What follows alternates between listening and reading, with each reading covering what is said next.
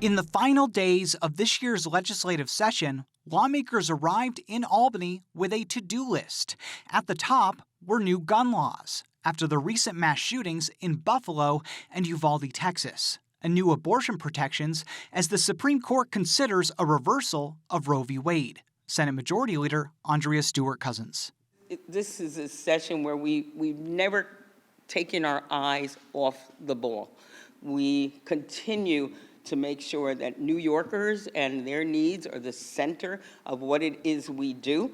On abortion, new laws in New York will grant new legal protections for people who come here from another state to have the procedure and the providers who perform them. Those providers will be protected from claims of medical misconduct for providing abortions to those from out of state. And those patients will have a new defense in New York against extradition and litigation if their home state bans the practice. Assemblymember Jessica Gonzalez Rojas, a Democrat from Queens, is a supporter of those ideas. And we want to ensure that any person coming to New York to get care or any doctor providing care for someone out of state will be protected in accessing that care and to ensure that it's not criminalized.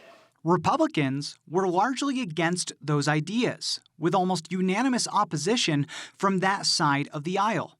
Assemblymember David DiPietro is a Republican from Western New York. You have your opinion, I have mine.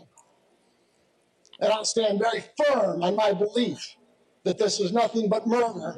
On guns, lawmakers struck a deal on a package of new laws after the recent mass shootings in Buffalo and Texas.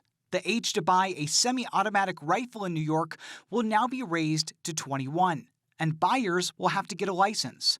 Local and state police will now be required to tell a judge if someone shows signs of danger to themselves or others under the state's red flag gun law. The judge would then decide if that person can safely own a gun or not. Senator James Skoufis sponsored that bill. We do want to take away some of that discretion and err on the side of caution, where if there are certain trigger points that are seen by law enforcement that a red flag has to be considered, not may be considered. Other new laws will require tighter tracking of recovered or seized guns, ban the sale of body vests to the general public, and chart a path for microstamping. That would require guns to print a small serial code on every fired round that would link back to its owner. And it will now be a crime to make a threat of mass harm in New York. And social media companies will now have to create clear policies for monitoring and addressing hateful conduct. Assemblymember Pat Fahey is a Democrat from Albany. And we also know, especially after Buffalo, we know that some are very aggressive, took down posts within 10 minutes, others it was hours. So we've got to have that clear and concise policy of this hateful speech, and we have to have a reporting mechanism. So businesses, we're not telling them how to do it, we're telling them they must.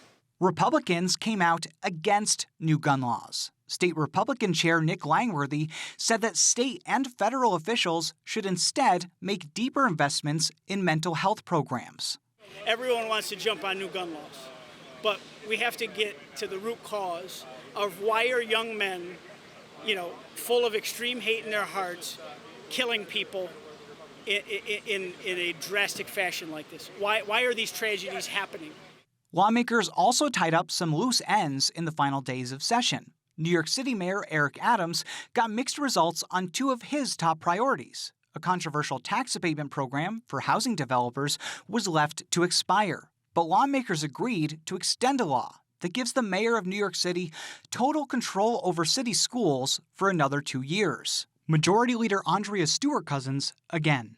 We will continue to work with the mayor and to help the New York City school children and every child, frankly, get a quality education. And so, I think it'll be fine. We will continue to be partners in order to get the great outcomes we want.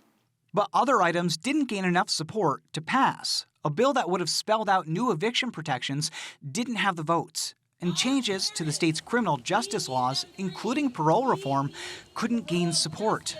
Both issues are expected to come up again next year when lawmakers return to Albany. The new legislative session will begin in January.